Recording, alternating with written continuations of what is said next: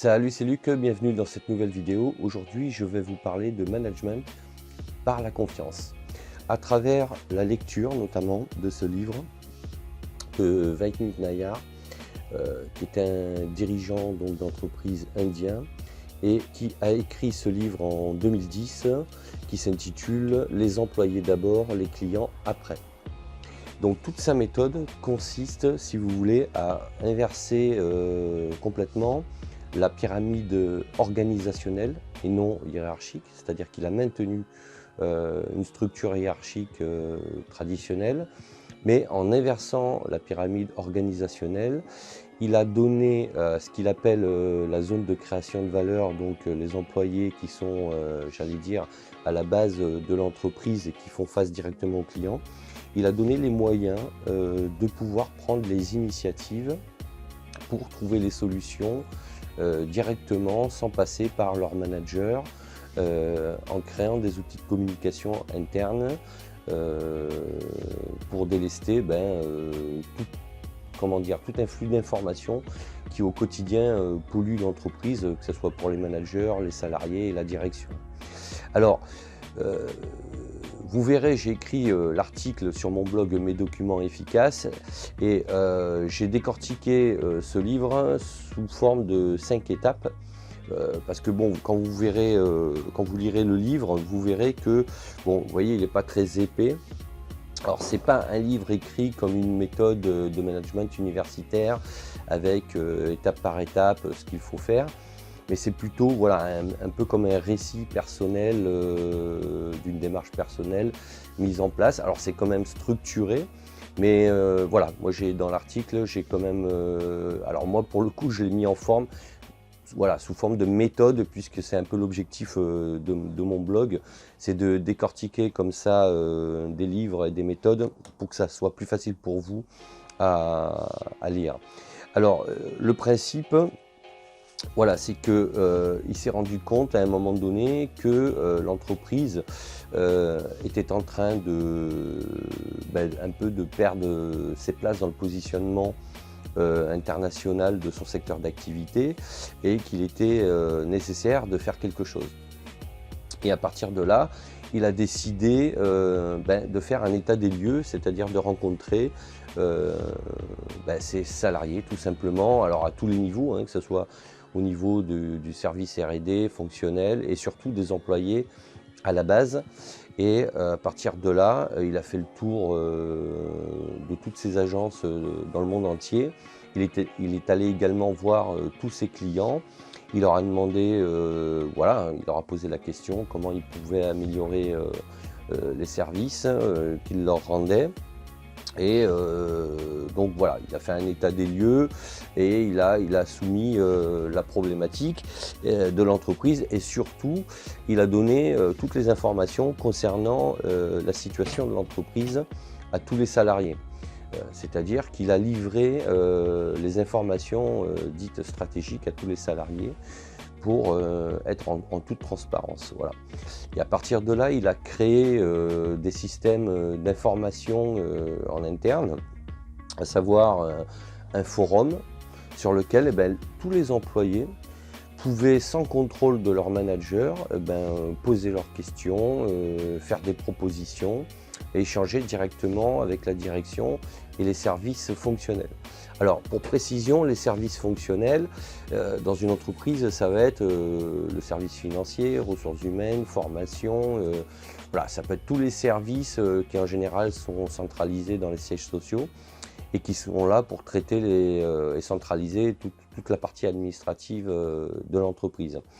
Donc voilà, il a créé un forum et un système d'outils sous forme de requêtes que pouvaient faire les salariés auprès de ces services pour squeezer un peu les managers qui géraient ça.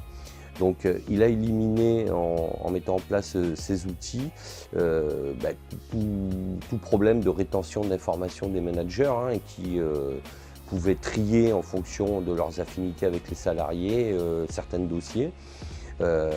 Voilà, et avec cette nouvelle méthode, c'était plus possible puisque les salariés pouvaient faire directement leurs demandes aux services concernés et régler leurs problèmes. Et cette méthode-là a été mise en place au niveau international, en sachant que l'entreprise est installée dans 44-45 pays et qu'ils sont en tout presque 150 000 employés, quoi, ce qui n'est pas une mince affaire. Alors ça a pris du temps, ça ne s'est pas fait du jour au lendemain, hein, ça s'est mis en place sur plusieurs années. Mais ce qui est intéressant, c'est de voir que pour une fois, un PDG a décidé de changer de rôle et de se dire, voilà, c'est plus moi qui vais apporter les solutions, puisque d'une part, je n'ai pas toutes les compétences, même si je suis entouré de gens qui ont les compétences, mais je n'ai pas les infos sur ce qui se passe réellement sur le terrain entre les salariés et les clients qu'ils ont en direct. Donc je vais donc demander à ces personnels de pouvoir identifier les problèmes et de les résoudre directement sans passer forcément par la direction, parce que d'une part ça réduit les délais, hein, c'est-à-dire que le client il a un problème, le salarié est au courant, il a les moyens, puisque l'entreprise lui donne les moyens de résoudre le problème. Et à ce moment-là, les équipes résolvent les problèmes et le client est satisfait. Et la direction n'a pas forcément besoin d'être au courant. Alors, elle est au courant si vous voulez, parce que les managers ont toujours accès, tout le monde peut visualiser ce qui est posté sur le forum, mais ils n'interviennent pas. Alors au départ, les managers ont été un peu frustrés parce que ils se sont sentis un peu dépouillés de tâches qu'ils avaient l'habitude de réaliser, mais en fait, quand on y regarde de plus près, on s'aperçoit que ces tâches-là ne relevaient pas de tâches directement liées à leur mission de manager, hein, puisqu'ils géraient plus de l'administratif et des demandes qui concernaient les services fonctionnels. Donc à partir de là, de ce moment-là, les managers ont pu réellement faire du management d'équipe centré sur leur métier. D'accord ? Donc c'est en ça que cette méthode est assez révolutionnaire. C'est qu'elle, aujourd'hui, elle remet en cause. Elle remet en cause, oui, mais elle ne remplace pas les autres techniques de management qui sont toujours valables, puisque après, rien n'empêche de conjuguer plusieurs techniques de management pour gérer des équipes. Là, on parle d'un management sur les grandes lignes et sur l'organisation globale. Et ce qui est intéressant aussi, c'est que ce type de management peut s'appliquer à tout type d'entreprise, dans tout type de domaine d'activité et dans tout type de culture surtout. C'est ça qui est intéressant, puisque ce n'est pas forcément une question de moyens, même si bon, un groupe qui fait plusieurs millions de dollars de chiffre d'affaires, d'accord, a les moyens, mais il vous suffit de lire l'article et encore mieux le livre pour comprendre que mettre en place aujourd'hui un forum, voilà, il y a un service de requête. Alors là, c'est un service informatisé, mais dans une petite structure, ça peut se faire en direct et formalisé sous forme de tableur, par exemple. Voilà, c'est accessible à même des petites structures. Et ce qui est intéressant, c'est surtout que dans l'état d'esprit, ça peut être appliqué sans grands moyens. C'est ça qui est important.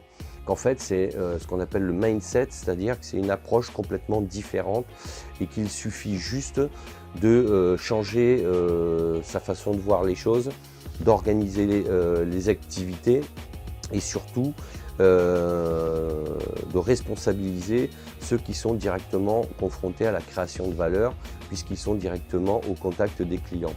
Donc voilà l'intérêt de cette méthode qui aujourd'hui fait école, puisqu'elle est même enseignée à Harvard et dans de nombreuses grandes universités et grandes écoles dans le monde entier.